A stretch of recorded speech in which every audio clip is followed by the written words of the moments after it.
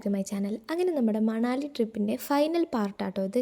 ഇത്ര കാലം എവിടെ പോയെന്ന് ചോദിച്ചാൽ അതിനുത്തരം മടി മാത്രമാണ്. വീഡിയോ എടുക്കുമ്പോഴെനിക്ക് വലിയ കുഴപ്പമൊന്നുമില്ല, പക്ഷെ അത് എഡിറ്റ് ചെയ്യാനാണ് മടി. അങ്ങനെ നമ്മൾ ഇന്ന് സ്നോ കാണാം ഗൈസ്. നമ്മൾ സ്നോയിൽ പോകാൻ വേണ്ടി ഡ്രസ്സൊക്കെ ഇട്ടു. ഫുള്ള് കാണിക്കണമെങ്കിൽ ഞാൻ ഇവിടെ കയറി ഇരുന്നു. ഇനി നമുക്ക് ഫുള്ളൊന്നും കാണാൻ പറ്റില്ല. മണാലിയിലെ ലാസ്റ്റ് ഡേ ആട്ടോ ഇത്. ഇന്നാണ് നമ്മൾ സ്നോ കാണാൻ പോകുന്നത്. ഈ ട്രിപ്പിൽ നമ്മളെല്ലാവരും ഏറ്റവും അധികം ആഗ്രഹിച്ചതും ഇത് തന്നെയാണ്. പക്ഷേ ഹൈ ആൾട്ടിറ്റ്യൂഡ് പ്രശ്നമായതുകൊണ്ടാണോ അതോ തലേന്ന് കഴിച്ച ഭക്ഷണത്തിൻ്റെ ആണോ എന്നറിയില്ല, ഞാൻ വരുന്ന വഴി ഫുള്ള് ഛർദ്ദിക്കായിരുന്നു. ഞാൻ വിചാരിച്ചു എനിക്കിതൊന്നും എൻജോയ് ചെയ്യാൻ പറ്റില്ല എന്നൊക്കെ ആയിരുന്നു. പക്ഷേ സ്നോ കണ്ടപ്പോൾ അതൊക്കെ മാറി.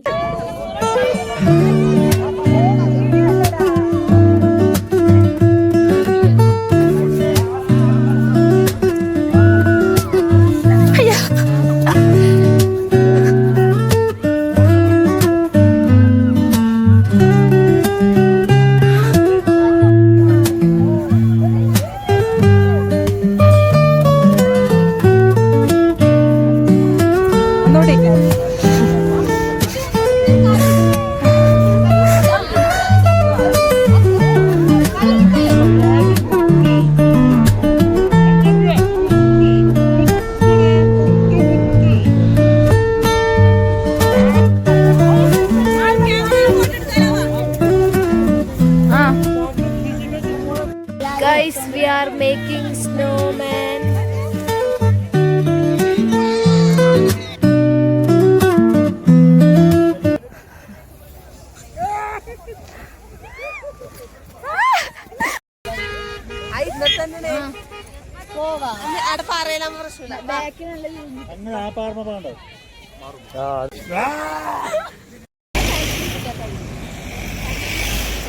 ഗൈസ്, നമ്മളങ്ങനെ കുറേ നേരം സ്നോയിൽ കളിച്ച് തിരിച്ചു പോരായി.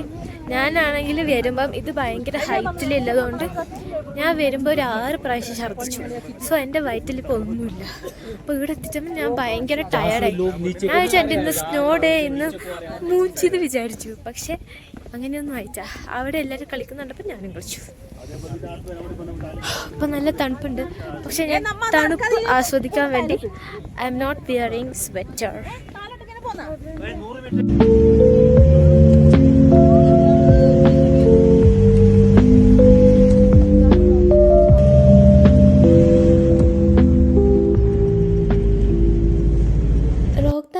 നമ്മൾ നേരെ സോലങ് വാലിയിലേക്ക് വന്നു. ഇവിടെ മെയിനായിട്ടും അഡ്വഞ്ചർ ആക്ടിവിറ്റീസ് ആയിരുന്നു ഉണ്ടായിരുന്നത്. സിപ്പ് ലൈൻ, പാരാഗ്ലൈഡിങ്, സോർബിങ്, സ്കീയിങ്, അങ്ങനെ ഒരുപാട് ആക്ടിവിറ്റീസ് ഉണ്ടായിരുന്നു. ഹെൽത്ത് ഒക്കെ അല്ലാത്തതുകൊണ്ട് കുറച്ച് റൈഡ്സിൽ മാത്രം കയറി മൊത്തത്തിലൊന്ന് ഷൂട്ട് ചെയ്യാനും എനിക്ക് പറ്റിയിട്ടുണ്ടായിരുന്നു. നമ്മൾ മണാലിയിൽ നിന്ന് ഇവിടെ പറയാൻ പോവുകയാണ്. ഇനി നമ്മൾ സ്ട്രേറ്റ് ടു ഡൽഹി.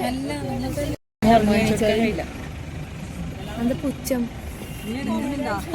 ഇനിയൊരു പ്രാവശ്യം മണാലിയിൽ ഇരുന്നുണ്ടെങ്കിൽ അതെന്തായിട്ടും വിൻ്റർ സീസണിൽ തന്നെയായിരിക്കും. കാരണം വിൻ്ററിലാണ് മണാലി എക്സ്പ്ലോർ ചെയ്യേണ്ടത്. അങ്ങനെ നമ്മൾ അവിടുന്ന് ഫുഡൊക്കെ കഴിച്ച് ബസ്സിന് വേണ്ടി വെയിറ്റ് ചെയ്യുകയാണ്. കാരണം ഇനി നമ്മൾ നേരെ ഡൽഹിയിലോട്ടാണ് പോകുന്നത്. രാവിലെ മുതലേ ഛർദ്ദിച്ച് എൻ്റെ വയറ്റിൽ ഒന്നും ഉണ്ടായിരുന്നില്ല. ഞാൻ ഭയങ്കര ടയർഡായിരുന്നു. അതുകൊണ്ട് ഈ ബ്രെഡും ഓംലെറ്റും കഴിച്ച് ഞാൻ അഡ്ജസ്റ്റ് ചെയ്തു. ഇനി ഇതെന്താവും എനിക്കറിയില്ല.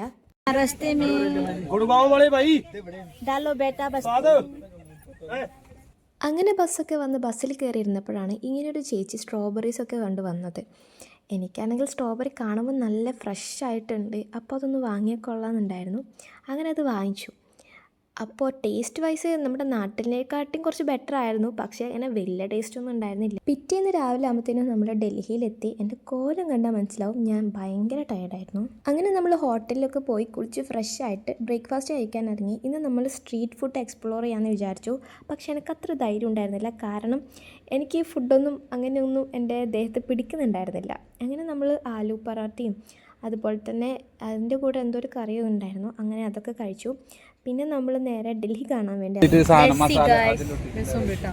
നമ്മള് രാവിലെ ചട്നി ഒന്നുമില്ല, അതുപോലെ ഇവര് ഇത് തിന്നത്.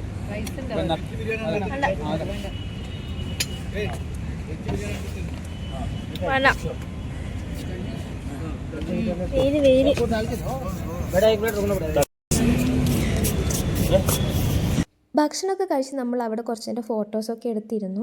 പിന്നീട് നമ്മളൊരു ടാക്സി എടുത്ത് ഡൽഹി കാണാൻ വേണ്ടി ഇറങ്ങി. ഞാൻ ഇന്ന് അധികം ഒന്നും ഷൂട്ട് ചെയ്തിട്ടുണ്ടായിരുന്നില്ല. കാരണം ഒന്നാമത്തെ കാരണം എന്ന് പറയുന്നത് എനിക്ക് ഒട്ടും വയ്യായിരുന്നു. പിന്നെ ഇതൊക്കെ കാണുന്നതിനിടയിൽ എനിക്ക് ക്യാപ്ചർ ചെയ്യാൻ മറന്നുപോയി എന്നുള്ളതാണ്. അങ്ങനെ നമ്മൾ രാഷ്ട്രപതി ഭവനും ഇന്ത്യ ഗേറ്റ് അങ്ങനെ ഒരുപാട് സ്ഥലങ്ങൾ കണ്ടു. ഫേമസ് ആയിട്ടുള്ള ഒരുപാട് സ്ഥലങ്ങൾ കണ്ടു. അവിടെയൊക്കെ ഇറങ്ങി ഫോട്ടോസൊക്കെ എടുത്തു.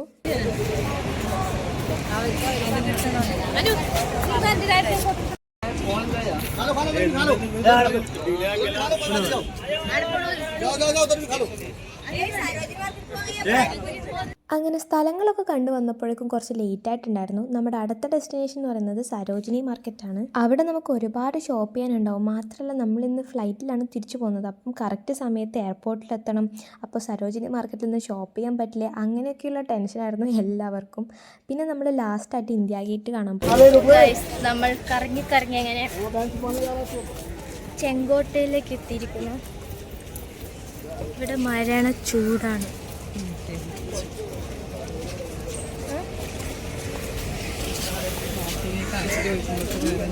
റെഡ് ഫോർട്ടും കുത്തബ് മിനാറും കണ്ട് നമ്മൾ നേരെ സരോജിനി മാർക്കറ്റിൽ പോയി. അവിടെ നിന്ന് ഞാൻ ഷൂട്ട് ചെയ്തില്ല, കാരണം എനിക്ക് കള്ളന്മാരെ ഭയങ്കര പേടിയായിരുന്നു. പക്ഷെ നമ്മൾ അവിടെ നിന്ന് വിചാരിച്ച പോലെ ഷോപ്പ് ചെയ്തില്ല. അത് വൻ നഷ്ടമായിരുന്നു.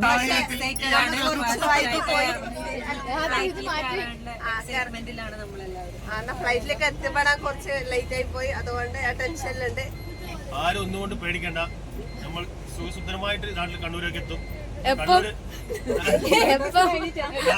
ഇന്ന് രാത്രി കൃത്യം 1 മണിക്ക് അവിടെ ലാൻഡ് ചെയ്യുന്നതായിരിക്കും. Don't worry, don't be afraid, enjoy, happy journey. കുഴപ്പമൊന്നുമില്ലാണ്ട് പറയാണെങ്കിൽ പ്ലീസ്. നമ്മുടെ ചെറിയൊരു ടൂറ് വലിയൊരു പബ്ലിസിറ്റി ആക്കി തന്ന കുടുംബശ്രീക്കും ടീമിനും നമ്മുടെ പ്രത്യേക നന്ദി അറിയിക്കും.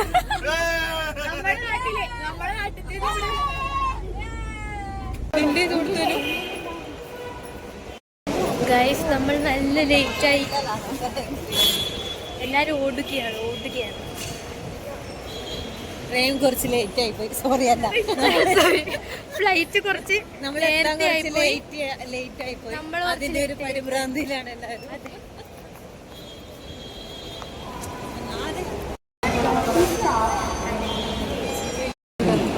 നമുക്കാണ് ഒരുപാട് ലഗേജ് ഉണ്ടായിരുന്നു എല്ലാവരും കൂടി. ഇതൊക്കെ ഇറക്കണം. നമ്മളാണെങ്കിൽ ഓൾറെഡി ലേറ്റാണ്. ഫ്ലൈറ്റ് കിട്ടുമോ? എല്ലാവരും ഭയങ്കര ടെൻസ്ഡായിരുന്നു. Something fishy. ഒന്നുകിൽ നമ്മൾ ട്രെയിനിന് പോകണം, ഒന്നുകിൽ നമ്മൾ ട്രെയിനിന് പോകേണ്ടി വരും, അല്ലെങ്കിൽ നമ്മൾ ഫ്ലൈറ്റിൽ കയറും. ഏതൊന്നും ഒന്നും നടക്കും.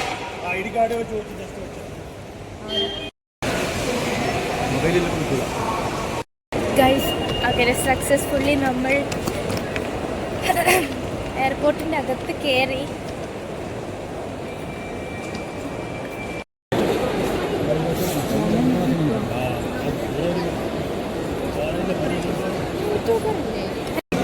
കിട്ടി, ബോർഡിംഗ് പാസ് കിട്ടി.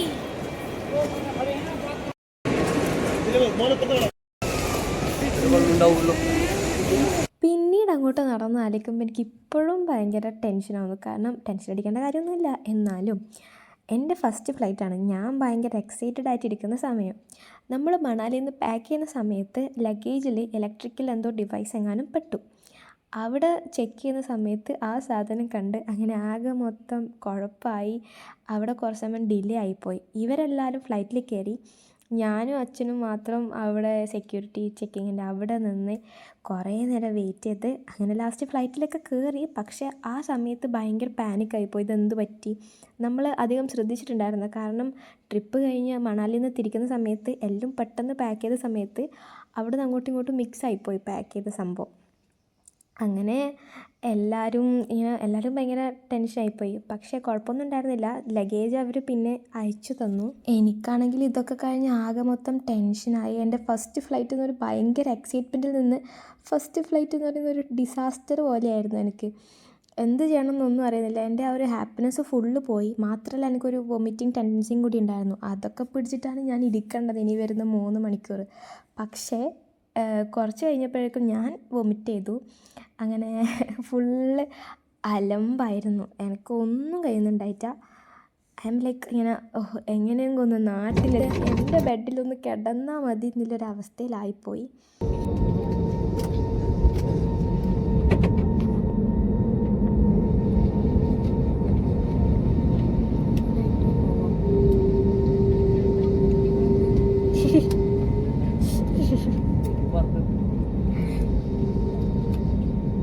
അങ്ങനെ ഒരുപാട് ആഗ്രഹിച്ച ഡൽഹി മണാലി ട്രിപ്പിന് ഇവിടെ അന്ത്യം കുറിക്കുകയായി. നെക്സ്റ്റ് വീഡിയോ ആയിട്ട് കാണുന്നവരേക്കും എല്ലാവർക്കും ബൈ ബൈ.